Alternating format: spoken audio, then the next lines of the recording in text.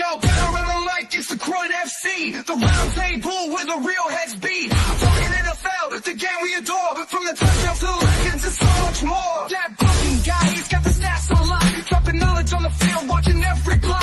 Back and bleeding green, cheering loud and proud. In the sea of cheese, heads is standing out the crowd. I can't hear D with the looks and the smarts, breaking down the plays and he does it with heart. Then the stout, solid like the line. His takes are heavy, his vision's divine. Week by week, we break the game down. From every big play to every new crown. Offense, defense, we cover it all. From the springtime draft to the winner's last call. Not just a podcast, it's a fan's lifeline. Connecting every moment from the vines to the side. Good morning, good morning. The NFL preseason is finally almost over. Welcome to the Krewe NFC Roundtable. Got your cast of merry men right here. I Candy Andy, Mike Stout, and myself, Mike Sidoris. How we doing today, gentlemen? Okay. Yep. There it is. So it's getting close, man. It's almost that time for games to be real. I don't know if you were here last week or saw the episode last week. We had a really great topic. I wanted to thank Andy. The NIL, that's 2 shows in a row. We really hammered on that NIL deals and how it was going to affect the NFL. Did you happen to catch any of that, Stout? No, but I happened to catch what you just said. I'm glad it was Andy's idea. I'm glad that I can't come in and all of a sudden you guys, oh, it was Andy's idea. What? Andy don't have good ideas like that.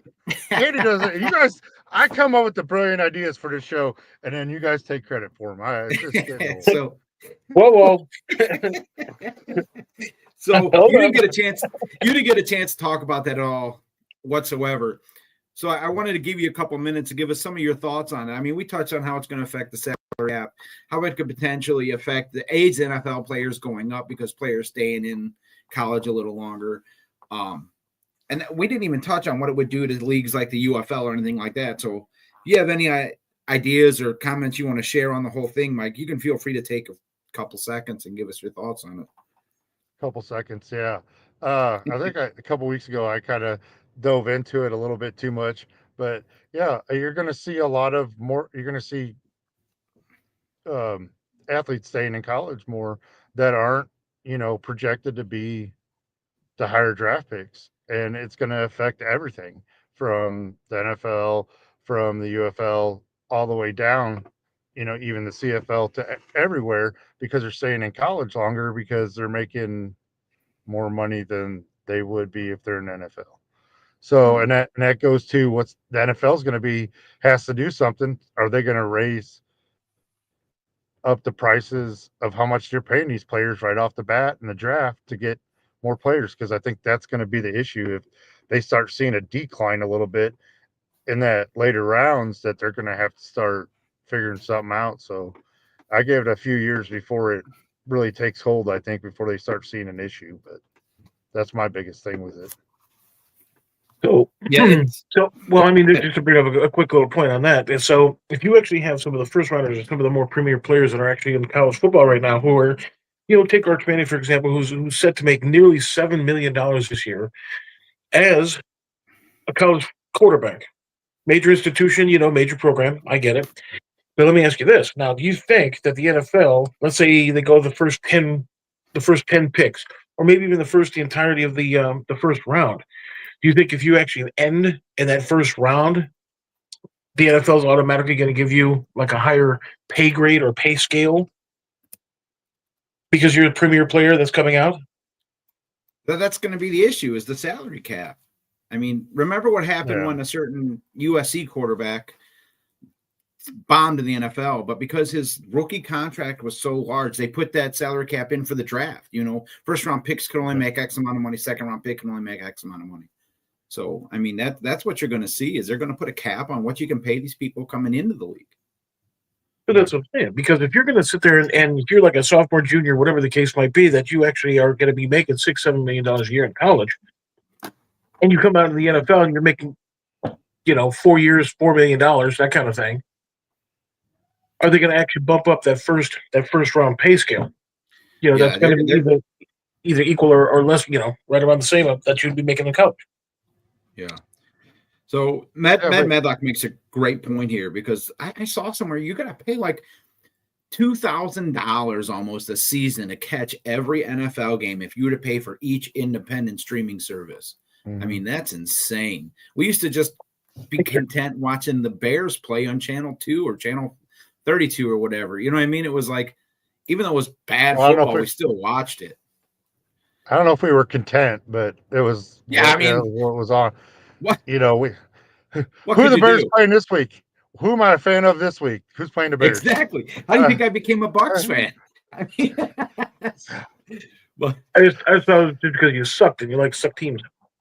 Anyway, but yeah, I mean, it's interesting what it's going to do.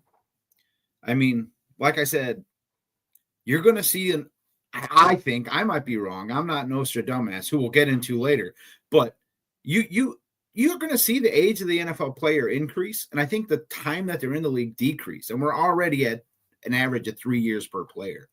So, I mean, it's going to have some impact. And I know, discussing this, but my thing is on it, you talk about, like Andy brought up Arch Manning. He's going to already make probably more money going in the first round. He'll make just as much money as he goes in that first round. And so you're going to start to see guys that really just want to be in the NFL and play in the league.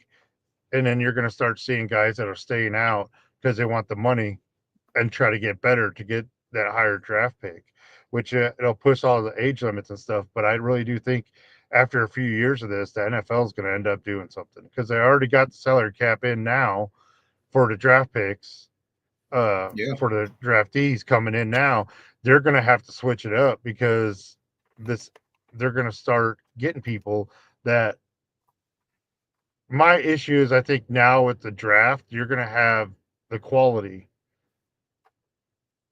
of the players coming out is now. So now you got everybody coming out, and then you got a big group that you can pick the quality through. I don't think you're going to have that much of a group anymore. You're going to have a lot of seniors probably coming out, and I don't think the quality is going to be there, because not everybody's ready for the NFL. So that's actually a pretty good point. You remember, I'm give you a perfect case in point. You remember when Jamarcus Russell, of course, came out? They gave him just an absolute ton of money, and all of a sudden there was no motivation to work, to work out, to get better as a player and quarterback in particular. And you see how 20 minutes later he was out of the league. So if you actually have certain college players that are more premier style players, now that they have all this money, they know how to budget, they know how to do whatever the case might be. Do you think you have a better quality, like you mentioned, a player coming in that's not necessarily going to be, the lazy player that doesn't work out, that doesn't do the film and stuff like that? Hey, all right, cool, I'm settled. Now you concentrate on what I'd love to do. Yeah, I think you'll have a much more mature player, both physically, financially, and mentally. I think we're not going to see players throwing punches in a preseason game, Shiloh Sanders, or we'll see a player laying on a medical bench because he's having a hissy fit because he's not getting paid the money he wants. Michael Parsons. But I mean, yeah, I don't know. But anyway, let's get off of that. It was a dumb topic anyway. Who thought of that? That was you guys' idea. Now, if it's dumb, it's your guys' idea. You guys didn't know that? That's how this works on here. No. Everybody knows when it comes to dumb ideas. That's full of. Yeah, so is full of them, dude. I'll tell you. Yeah. So preseason's finally almost over. What's Micah Parsons? They're trying to make a big deal out of him not having his jersey, laying on the bench. I mean, to an extent, yes, it is a big deal because it shows the level of maturity that's there. But is it a big deal? I mean, do you care, Stout? Is that keeping you up at night down in Dallas? No, that's not keeping me up. It is. That's what Jerry said. He said you'd sleep well. Yeah, I'm not sleeping well, but it does. But I'm a Cowboys fan too, so I don't sleep well to start at that, and I got other things going on. But that's not going to bother me. We've been through this with Dak. I've been through it with CD. Is it taking a little bit farther? I mean, I kind of discussed this a little bit. Now you have somebody that isn't afraid to go on social media and post stuff, and could care less. Um, it's going to get done at some point, or it's not. It's plain and simple. Yeah. It I think either gets everybody done or it knows. doesn't. I think everyone knows it's going to get done. The same with Dak and CD. I was always, it gets done, it gets done. If it doesn't, it doesn't. Until then, I'm not talking about it because it's basically pointless because now we're just making assumptions. Besides the fact that Jerry's an idiot, that's a fact, and we could stick with that one. And the fact that I always said until he's gone, we're not going to win a Super Bowl. Other than that, it's a wait and see game like it has been for years with him. Again, I think to him, this is good. This is publicity. That's all he cares about. Because everybody's talking about it. Speaking of good publicity, have you watched any of the Netflix series on the Dallas Cowboys, The Gambler and His Cowboys, or whatever it's called? No, not yet. I've seen clips of it. I'm getting ready to. It's when I have actual time to sit down and watch TV. I could. That's next up on my list to sit there and watch it. I've seen clips and. Yeah, I've watched the first 2 episodes, and so far it's crazy, dude. That guy, honestly, he's not all there. I mean, I guess you can't be the kind of success he is financially and in the business world. And honestly, as much as you hate him as a Cowboys fan, the success he had early on, that's what most teams dream of, right? But he bet everything he had on one oil derrick. You know, he put his entire savings. Yeah. I'm not saying he's not a savvy businessman. I'm just saying that his ego has helped him, but it has cost him more now over time than it has helped the Dallas Cowboys. And the past shows it. I mean, I've seen the clips, and most of the stuff I knew about already. So, I mean, there's some dark stuff in there. So, hey, let me ask you this. How are you feeling? Not we're going to get into the prediction or records or anything like that, but how are you feeling right now about the current state of the Dallas Cowboys? Right now? Oh,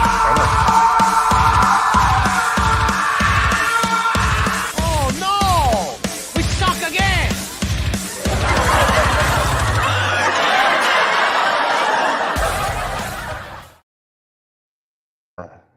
I had my finger on that for a good 10 minutes. I had my finger on that button. This guy's out. But anyway, you know, yeah, you can't feel too bad. I can't, and this is why. I mean, because I'm going to actually do something that I don't normally do on this show. I'm going to segue into something. So preseason wise,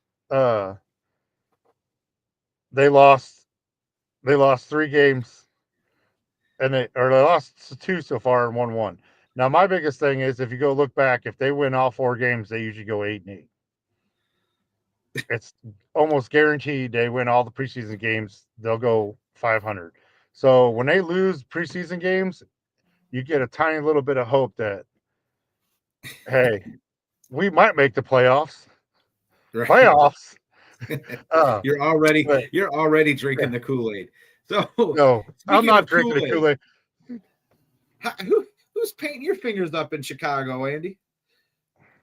I don't know. I just got totally glassed over when I was listening to any sort of Dallas stuff. So you were mentioned earlier, and I was trying to kind of chime in a little bit. You said that you were working on several different things during really the preseason, even for the opening and throughout the course of the season. And I can pretty much guarantee I know exactly what it is you're probably working on. Alcoholism, anxiety, stress, angina. Right. No, but the idea of having a fellow by the name of Jones in charge of the Bears, you know, it's going to be one of those things where there would be, you know, they would definitely go further down than they were the last 10 years. But the games actually themselves have actually been downright entertaining.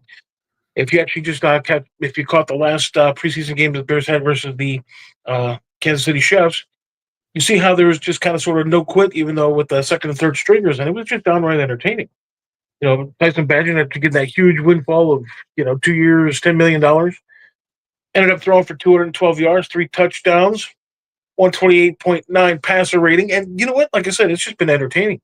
You've got tight ends that are catching the ball. You got running backs catching and catching the ball and running and effectively, and then you have your wide receivers, of course, that are actually doing what they're supposed to be doing, and the quarterbacks are kind of sort of having time to be able to survey the field, throw it down the field. It's been entertaining. Well, what I really liked about Bajan is his quick decision making. He seems to read the defense a lot quicker than Caleb Williams. I'm not saying he's going to go into beat out Caleb Williams, because everyone knows that starting job is entrenched right now. But I don't know. This is just my take. I don't know if Caleb Williams starts the entire season. I think you might see Bajan get some run here, and I only say that because I don't really feel like Ben Johnson is tied to Caleb Williams at all.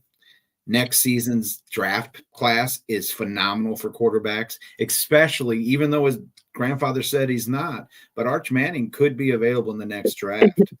So, I mean, that's – what kind of makes that interesting is I think you're absolutely right in the fact that Ben Johnson, of course, coming in, with that whole culture there that he had developed over in Detroit, if he has that idea of actually bringing that to Chicago, a couple of things are going to happen. Number one, he's actually done a good job of this, of making the job his own.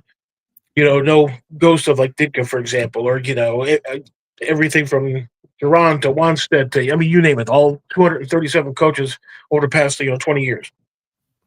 But if he's trying to make that his own, he's going to be able to make that his own, and that means choosing the players he wants to actually play for him and with him. And I think Tyson Badgett tends to actually survey the field pretty well and makes that quick decision to be able to get the ball out, because maybe he's just so used to the offensive line being horrible.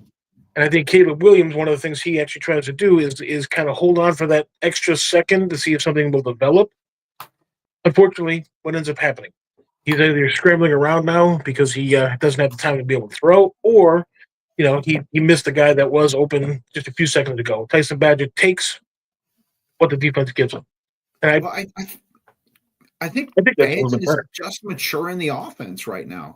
He's a lot further along than Caleb Williams is in the offense. He understands, hey, I don't have to make the play every play. There's nothing wrong with burning one into the ground. If it's 2nd and 8 and you have a guy closing in on you, you can burn one and go to 3rd and 8. It's not the worst thing in the world. And you know what? Punting is not a bad thing in football. It's not. Punting can change the game. And I think Caleb Williams still is on the mindset of, I'm the best player in the league, like he was in college. Not that he's the best player in the league now, but that's how he's playing, is that he's got to make every play. Just in my opinion, like I said, I'm just an outsider looking in, but that's how it seems to me. And Badgett is taking what is there, like you said, and is progressing through his reads fairly quickly, and he understands what he's seeing at the line of scrimmage. And I think that comes with maturity as you get into the league. Some people just don't mature when they get into the league. They just don't. Sure. That would make sense. They are coming in, basically fresh, starting over with a new offense. It might be as complicated, if not more so. I personally think that Ben Johnson's offense would probably be a little bit more complicated than even last year's coach and offense, just simply because when you're in the league and you've actually are the offensive coordinator and you've kind of sort of honed down your own offensive scheme, then you tend to actually add things here. You improve this, you do this. Next thing you know, you have a finely tuned, well-oiled jalopy kind of a deal, and that will allow you to, of course, score your 30 points a game. But now you rush over to the defense, and the defense actually, you can see where some of the Bears' deficiencies kind of are. They're in their secondary. Yeah. As long as they can actually make sure that they're in the right positions. I think that's going to be a major plus, because unfortunately, you can see that Kansas City actually was able to take advantage of a few blown plays, which they really, in my opinion, should not have had. But okay, fine. But then the defense, of course, when it kind of push came to shove, we're able to not necessarily lock them down, but they actually limited some of the some of the things that Kansas City was doing. And like I said, it was just an out and out, just an entertaining ball game, start to finish, really. In particular, if you're a Bears fan. Yeah, it's the end of that game was great. You really saw an offense that was clicking, but the 2-minute offense is usually, the plays your quarterback's comfortable with. They probably wanted to see how Badgett would do in the position just in case. So they had plays already scripted for him. They've practiced it in practice. You're not going to see anything flashy defensively coming from the opposition in preseason. You're going to see a couple, I don't know if you want to say trick plays, but a couple, I guess I got to say trick plays thrown in there from the offense just to see if their team can pull it off fundamentally. You know what I mean? So I don't think you have to worry anything about that on the defensive side of the ball right now. Week 1 comes, week 2 comes. I think your defense will really improve come week 3, week 4, as they get more time to congeal with each other and actually, know what the other's doing. It's okay, yes, but it's also going to get to that point where now if they keep increasing the amount of games that the players are going to have to play and keep decreasing the preseason games, I think it's going to get to that point where you're going to be going to your opposing coach and be like, hey, these are the plays that we're going to be running or doing. For example, our 2-minute drill. For example, our goal line. For example, our a trick play or whatever the case is, to be able to kind of give everybody, because that when you're doing preseason, instead of it being an out-and-out type of a game, it's going to end up being just like they have, in the off season, just a glorified practice. And then when will you have the opportunity to have your offense actually, as you say, congeal, and your defense to congeal and things like that? So it's just one of those things. What's going the on? problem with that, in any way, shape, or form, none of you people have hair. What happened there? Can you hear me? Yeah. Unfortunately. I don't know what happened. I mean, I thought it was pretty good placing with Andy talking about what he was talking about. So, well, thank you. I appreciate that. That's pretty good. You remember the old was it D-Generation X or something? Yeah. Can you hear me at all? Tragically so. Yes, we can hear you, unfortunately. Yeah, I got nothing. Good. Okay. Hey, that means we can actually talk for a change. Good Lord. Yeah. What happened there? That was crazy. We can talk for a change. Maybe if we blank out his screen, maybe it'll be a much better looking show too. Yeah. Can he hear me now? I can hear everybody you now. Can. Now you can hear stuff. Crazy. It's probably that town he lives in is probably cutting the internet out. They don't want people too smart living in there. I don't know what happened. It was like dead silent on my screen. I had a black screen. I couldn't see or hear, so I didn't know if you guys are getting me or not. I don't know what that was. But what were we talking about? That kind of derailed everything. It's almost like I should. All Bears all the time. Yeah. But I know I had brought up Badgett, blah, blah, blah. Is there anything else we need to cover in Chicago? I apologize, Andy. They totally derailed everything in my mind right there. Oh, you always do. No. Pretty much that Bears, had a comeback versus the Chefs. It was an entertaining ball game. You had really your quarterback depth, so Caleb Williams is going to ever get hurt or whatever the case might be. He might be like in the program. They have to tell him, go work on your lib because we're going to Tyson throw the ball to you. Leadership block, GM polls, and head coach, of course, Ben Johnson. You can see how they're finally starting to kind of sort of become a team themselves. And so, Ben Johnson, hey, I need this. Brian Poles is like, cool, give me a week. So the Bears are probably going to end up moving out to the beautiful suburbs of Arlington Heights, just like the greater New York, New Jersey Giants and Jets are going to be, it's going to be kind of weird. And an indoor stadium. Can you imagine going to a Chicago Bears game in an indoor stadium? Yeah, I don't know if I like that idea. We've already touched on that. I'm against indoor football. I really am. And the fact that the regular season starts with the Bears going to end up pulling out a victory versus the Minnetonka Vikings. So, copy that. All right. Well, I guess we'll touch on a little bit in Tampa Bay. Nothing really big going on. Injuries. Mbuka looks great. If you have a chance to pick him up in fantasy, I would definitely do so. First couple weeks of the season, the offense is going to have to run through Bucky Irving and that running game of the Tampa Bay Buccaneers. The real battle that's in camp right now is Kyle Trask and Teddy Two Gloves. I mean, Trask goes out. The first preseason game looks phenomenal. The second preseason game, he looks like Trask. The third preseason game, he looks decent. He doesn't, it's not too bad. He did have a couple bad balls.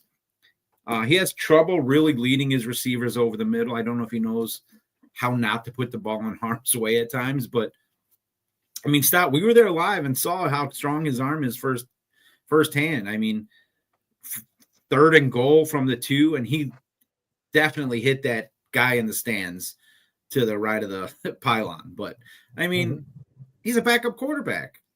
I don't know if they're going to keep him on the roster. I honestly think Teddy ends up being the number 2 eventually. He'd probably be the number 2 going into week 1. I think everyone feel more comfortable with Teddy Bridgewater going into the game as opposed to Kyle Trask. That truly is a Tampa fan for you.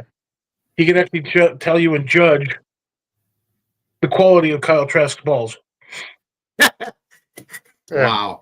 I mean, Andy, you weren't there, but when I tell you when he threw that ball hard, I was like surprised how hard he threw that ball.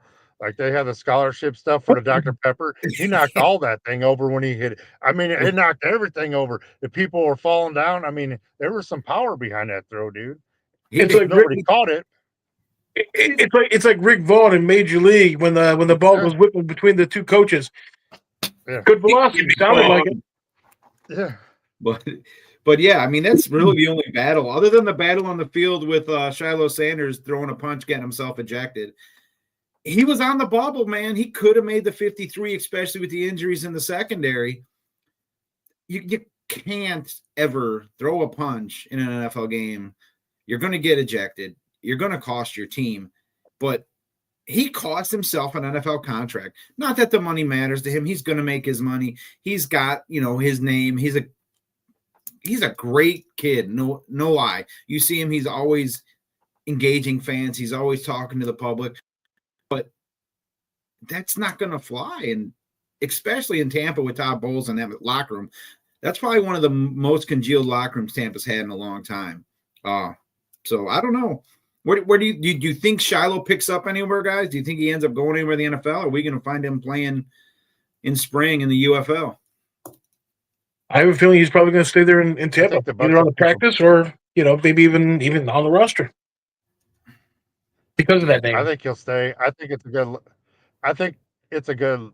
they'll use it as a learning tool of what not to do. With like you said, the Bucs secondary being as it is, if they think he's good enough and that's what they got to deal with, then they'll deal with it. So I think he's there on the roster. You think he makes the 53? Probably. Think about this. You know that the coach for the Tampa Bay Buccaneers, he probably called up Dion and be like, "Talk to your kid." And you know he's going to get that phone call. Well, I'm sure Dion's already been on the phone, but it's like Cleveland, right? You're looking at Shador. He gets pulled in the final drive. Yada yada yada. They're in a different position than Tampa is. Tampa is in contention right now. They're a team that is expected to do big things this season. They are a team that's been predicted by some pundits to be the number 1 team in the NFC. You can't have a circus like that. I'm not saying that Shiloh's a circus, but he brings a lot of attention to himself before the team. I mean, they're always in contention when you play in the South. So I mean, it's like right, that every year.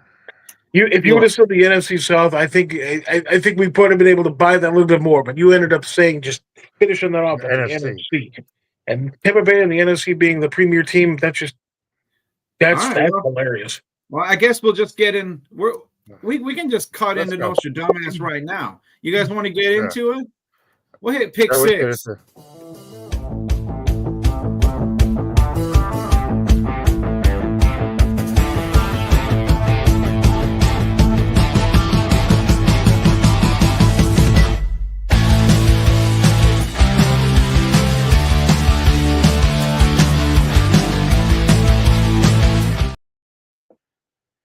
That was weird.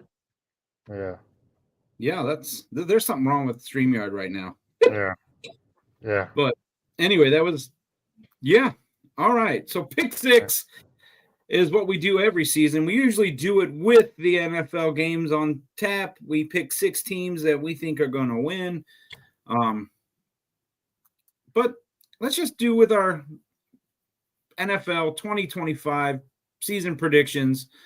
Who's ready to go with their schedule first? You guys have your guys' schedule in front of you? All I'm right, good, Stan, let's go. Schedule? All right. Sure. Schedule wise, the Cowboys start off at the Eagles. That's a big L right there, I think. They'll take a loss in the first of the season, and then it's upward climb all the way from there, buddy. Because then, But I went back to work, got up on Monday morning, and there it was, glory hole. that's right. The glory hole will be after week 1, and we will go play the New Jersey Giants at home, and then week 3. Well, what do you got? You got a win there or what? Oh, we got a definite win in week 3.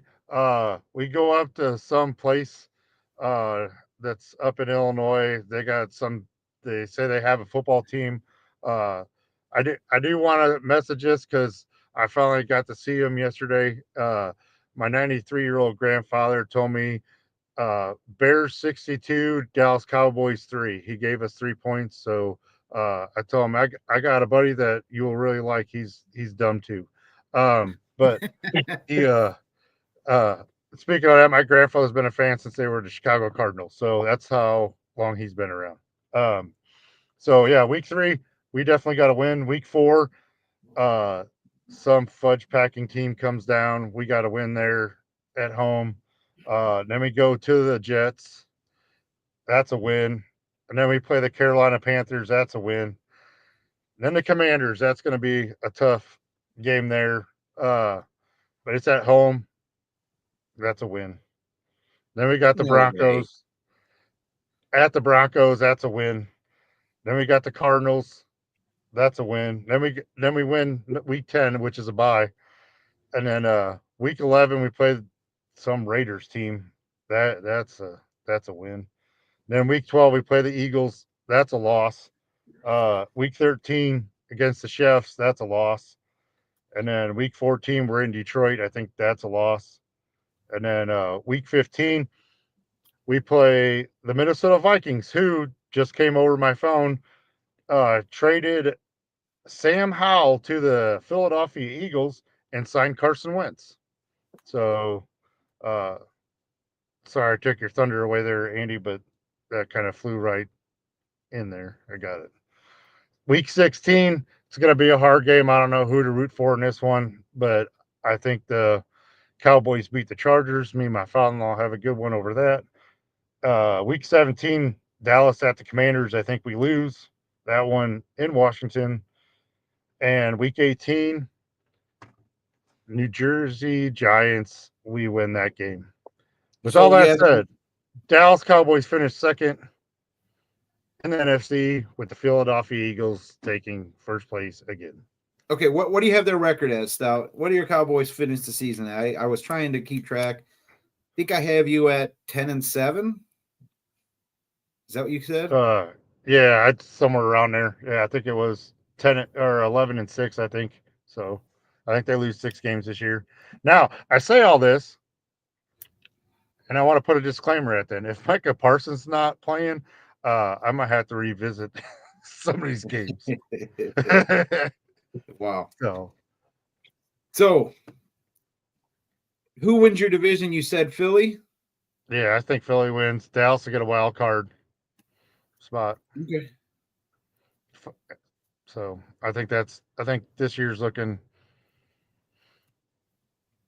I'm not keeping my hopes up, but we'll be there. This is your year. This it's not. Is next I'm year. not. No, don't start that stuff. Say it. No, I never say. I never say it. I never ever say. How long have you known me? I've never ever said that in my life. Ever. I'm not a Cubs fan. I haven't got it brought into me and then take it over into football. So no, we don't do that. We don't do that here. All right, all right. Andy, you have your schedule ready? Of course. All right, fire when ready, sir.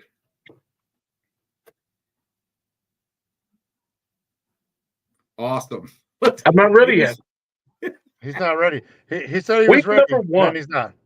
Week number 1, you've got the Minnetonka Vikings versus the Chicago Bears. That's going to be actually a pretty good victory for us. Week 2, going to be at Detroit. That's actually going to be, of course, Ben Johnson's initial homecoming. Going to be an excellent victory for us. Week number 3, you got those young ladies from Dallas coming to Soldier Field. I would say it's going to be a good victory for us, but it is Dallas. So it's going to be mediocre at best, but a victory is a victory. So week number 4. Hey, can I stop you right there? No. I'm just going to flash forward for everybody. It's going to be 17-0, just so everybody understands that. So before we get there, Technically speaking, it'll be 26-0, but whatever. We'll go from there. Week number 4, you have Las Vegas. They're going to be at the Las Vegas Raiders. It's going to be an excellent victory for us because it's going to be quick, simple, and they can go and have a good time there in downtown Vegas. Week number 5, we're going to beat the bye week by 60. Week number 6 at the Washington Commanders. Now, this is actually going to be kind of interesting because, of course, you have Jade Daniels, of course, versus Caleb Williams. Last year, of course, they had that Hail Mary that ended up, unfortunately, derailing some things for the Chicago Bears. But it'll be a good victory. The Bears lost to the Commanders last year? Week number 7, New Orleans Saints at Soldier Field, of course, versus the Bears. You have some issues going down there, of course, in New Orleans now with being such an unbelievably, incredibly, shockingly simple division as the South. And you have Tampa Bay, who is always in the mix, which is just... You have New Orleans, who unfortunately has been doing some serious... they seriously suck right now. Spencer Rattler, of course, their starting quarterback. You do have a couple of good players here and there, but that's going to be still a good victory for the Bears. Week number 8, of course, at the Baltimore Ravens. Excellent victory because they're going to be able to do the same thing that they did in Las Vegas. Finish up fairly quickly and maybe go over to Washington, D.C. and see a couple of the museums there at the Capitol. Cincinnati Bengals. Really? Yeah, everybody knows it's going to be a victory. At the Greater New York, New Jersey Giants, going to be a very, very large victory. Week number 11, we're going to be actually at Minnesota. And even though you're going to have the victory from the first week, you're going to have some adjustments that Minnesota is going to be able to actually, and J.J. McCarthy may well actually throw for a couple of touchdowns, but the Bears will definitely win that game. Pittsburgh Steelers. Now, this is going to be interesting. Legitimate.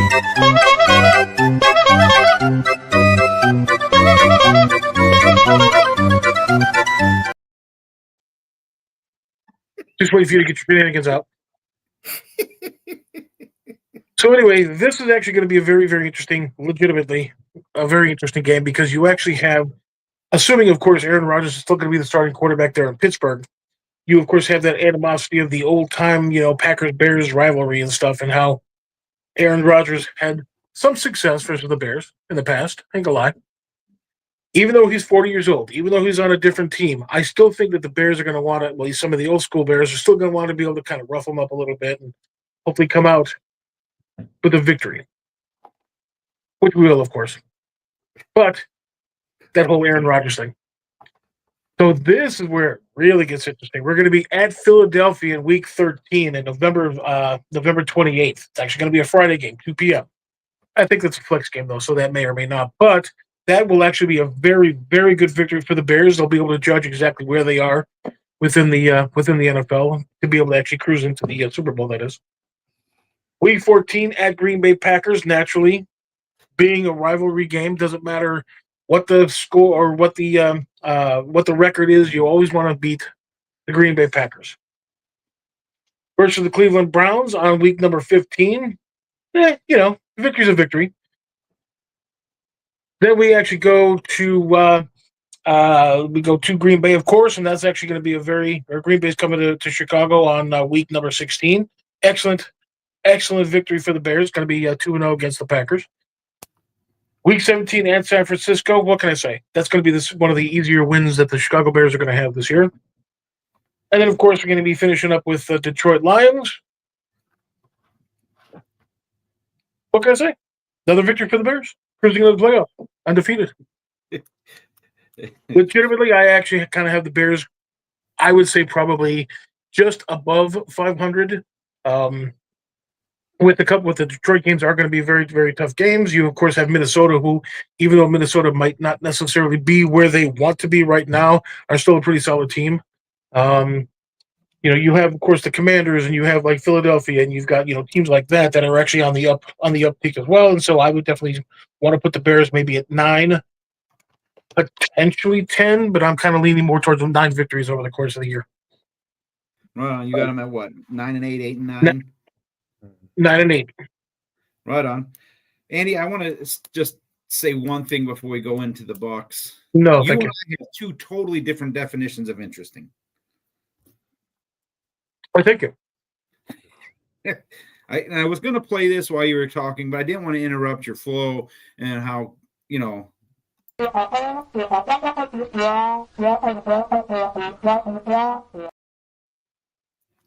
So there's that. But so what's right. the difference between the way I presented and the way that Mr. Stop presented? Now that you're going to be saying, where's all these little buttons? Because I'm going to interrupt every other sentence with a thing. Have you seen The Simpsons? You definitely went full homer there, bro. Yeah. You went full homer. All right. NFC South. I can't find my button. We opened up the season at Atlanta. Now, before preseason, before the injuries took effect, I had Atlanta winning this game.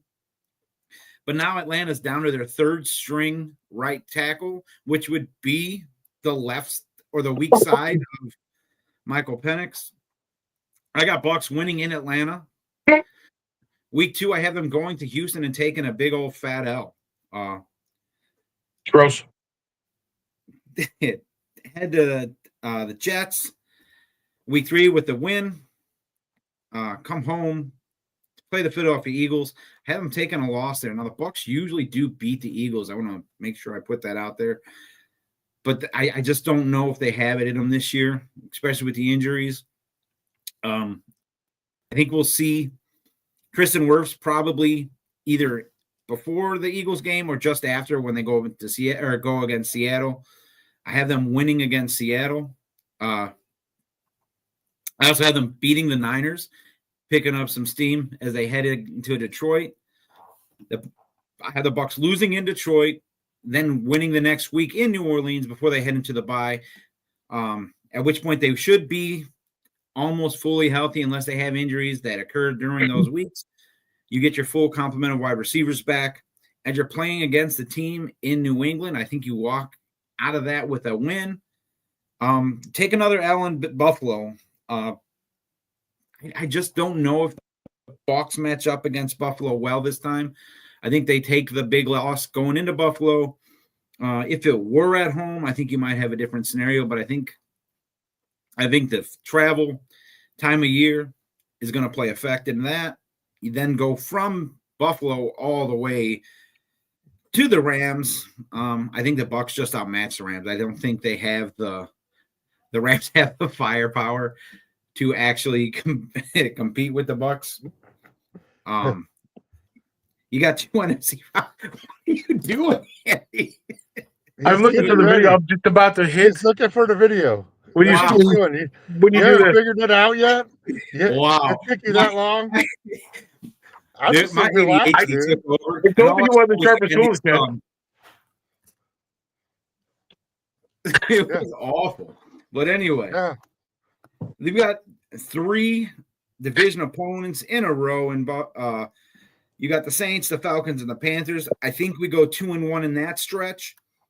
I think you lose to the Falcons here and split the series with the Falcons, but you take the series with the Saints with a sweep, head into Miami the following week, get the win in Miami, and then you take the series with the Panthers and get the win in Carolina, or the win at home against Carolina. For the NFC South, I have the Saints finishing 4-13, the Panthers finishing 9-8, the Falcons finishing 10-7, and your Tampa Bay Buccaneers finishing 12-5. I'll give you guys my predictions for the other divisions because I'm long-winded and I like to do that, and that's who I am. You guys got to sit there and listen. I got the Packers at You couldn't find it? It wasn't even me that time. I got the Panthers at 11, or the Packers at 11-6, the Lions 10-7, the Vikings at 9-8, and I have the Bears at 8-9. I do want to say that I think we see Tyson Bagent end up starting at quarterback before the end of the year for the Chicago Bears, and that's just because I have so little faith in Caleb Williams. In the East, I have Philadelphia at 13-4, the Commando at 11-6, the Cowboys at 10-7, just missing the wild card, and the Giants at 5-12. In the West, I have the San Francisco 49ers at 11-6, the Cardinals at 9-8, the Rams at 8-9, and the Seahawks at 7-10. Who the heck cares? Hey, hang on. I want just the NFC West. You just said the San Francisco 49ers win the division. Is that because you got insight for somebody because now all of a sudden they're stretching and now he thinks they're gonna like go to the Super Bowl? Because I think to be honest with you, I think the Rams come back win that division. I think the Rams have a shot if Matthew Stafford can be healthy. But I'm not certain that happens. I mean, I think the Rams. I picked the Rams to win the division. So, but yeah, I mean, the NFC West is a weird division because they used to be so strong in the conference, and I think this is where they're starting to step back. I think the North is on the up. I think the East is kind of the same place they've been. They're 4 really good teams. Well, 2.5 really good teams and the Giants. The NFC South is the NFC South. It's not that it's a great division. It's not that it's a bad division. I just think they're the farthest spread. I mean, I have the Bucs winning the division at 12-5. I've seen most people have the Bucs winning the division at 11-6. But I haven't seen many teams or many pundits giving the Saints more than 4 wins. And I don't see them pulling more than 4. It's a stretch for 4 for me to get the Saints to 4. But that's the worst team in the NFC. The Bucs? Yeah. There is before I get into the whole who you guys have winning the NFC Championship, who you have winning the Super Bowl, and who you have winning the MVP, Jameis Winston is in a very interesting position in New York. He's not going to be the starter. He's not going to play, but he does have some, I don't know what you'd call it, ammunition. I think he could play elsewhere. I think he could go to Indianapolis and start. I think he could go to somewhere like Cleveland and push for the Browns, but he's already been there. I think he could go to the Saints and actually push to be the starter because he would be the best quarterback in that locker room. So there is people that could still move. There is teams that could still improve, especially with the cut down date being the 27th. But, I mean, do you think Jameis Winston will ever start in the NFL? No. You don't see it? No. I mean, the only way that I could see it is if he really goes to like Indianapolis or goes somewhere. But I mean, again, I know it's like off topic, but you know, he's gonna have to go to the Saints or Indianapolis to get a starting job. Let's just put it that way. You don't think he's a better quarterback than Caleb Williams? I mean, you're discussing a guy with crab legs or a guy who paints his nails. So, I mean, I think that's a both loss on both sides. I'm being serious. Do you think there's more potential for Jameis Winston or Caleb Williams? I think that's a fair comparison. I think he could go to Chicago, start in Chicago, if he can actually just matured enough to know he doesn't have to make every play. That's because he hasn't matured enough. No. Again, you have to tell me if we're doing this whole day drinking thing, because what you're saying is it could not be more nonsense than if you were saying that you're a Dallas Cowboys fan and they're going to even make the playoffs, first off. Secondly, I think Jameis Winston would actually have a fairly decent shot in Dallas. This is being 100% here for a couple of reasons. Number one, there are certain things that he actually does that it's a little bit, I would say, a little bit better, if not equal to Dak Prescott. Number one, he actually is a little bit better of a game manager because Dak, of course, likes to be able to throw interceptions in pivotal parts of the game. He could actually go into Tampa Bay because they're, oh my God, the division is horrible. You can go 1-18 and still friggin' make the playoffs in that division. So he can go back there. Caleb Williams is probably going to end up being the MVP. He's probably going to end up being the NFC Championship. Oh, come on, let's go. Let's finish it up. No, you're good. Yeah, No, I Caleb, think Jameis Winston would not have a chance to start, unfortunately. He might be like a Tyson Badgett, a secondary quarterback. I really, honestly, I think Badgett is a better quarterback than Caleb Williams. That's just me. Anyway, NFC champion. Stout, you went first. You can go first again. Who you got? I got the Eagles. Oh, I got Who the they Eagles playing in the winning it Super again. Bowl? In the Super Bowl? Yes, sir. I'm going to do it again. I don't care. Buffalo Bills. Stout's got Eagles and Bills. And who's your MVP of the season, not the Super Bowl? I'm going to do it again because I did it last year and we never brought it up. Because one of the ones I got right was Josh Allen. I think he wins it again. Andy, NFC champion.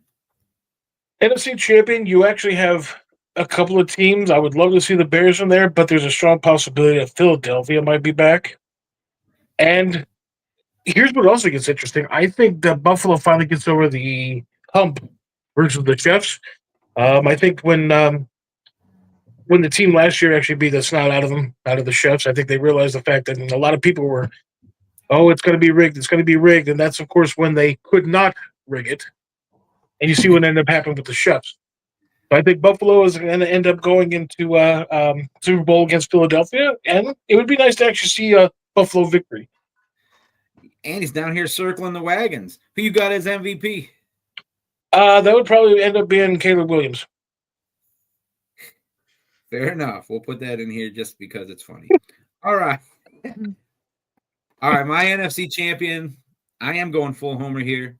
I'm going to say your Tampa Bay Buccaneers. And this ties into my MVP.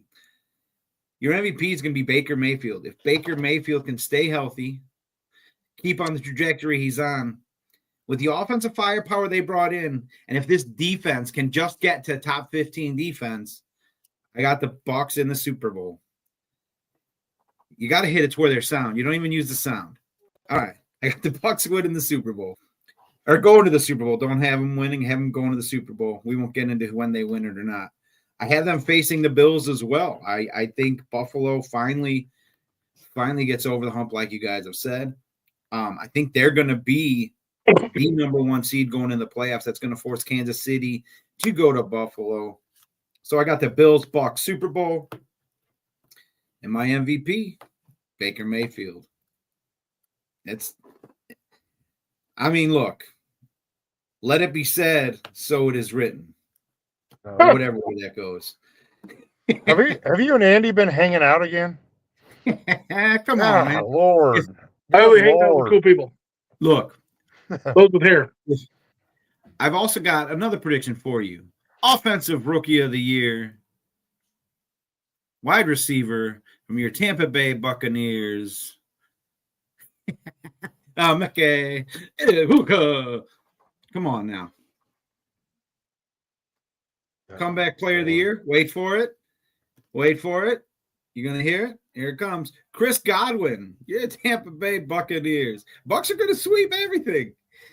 Went full Andy there. Yeah, baby. Welcome to another worthless episode of The Bare Minimum with iCandy Andy. Stop it. What's your prediction for the NFC North this year?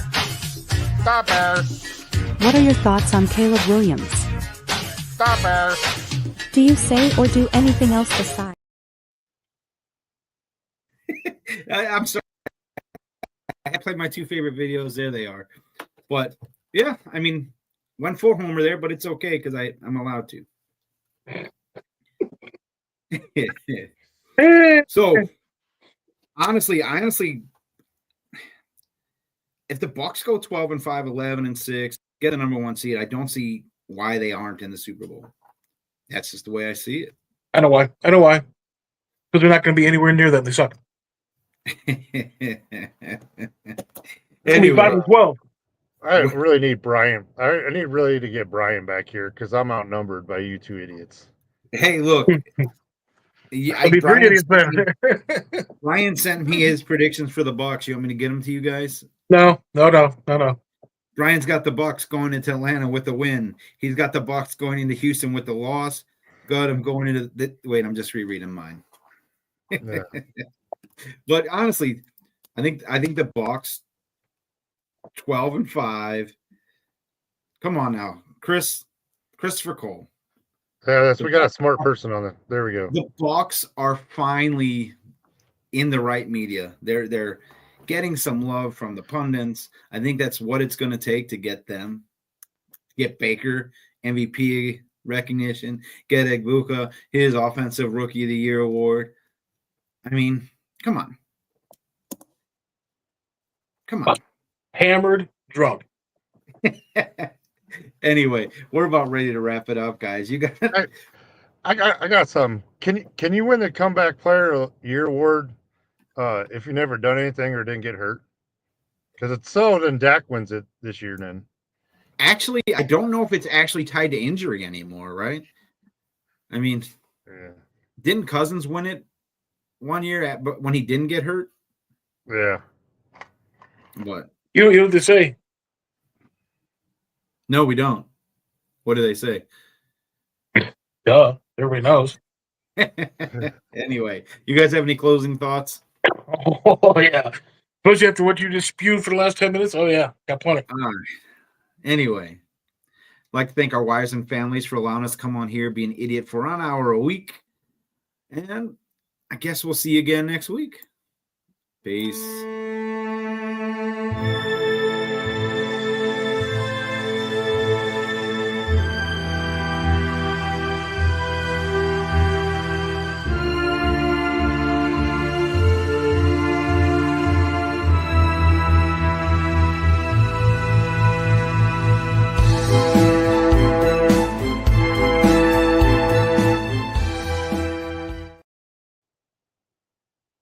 Oh boy, here we're gonna go. Brian, you need to come back. Seriously, I'm dying. I'm drowning here. Please come back.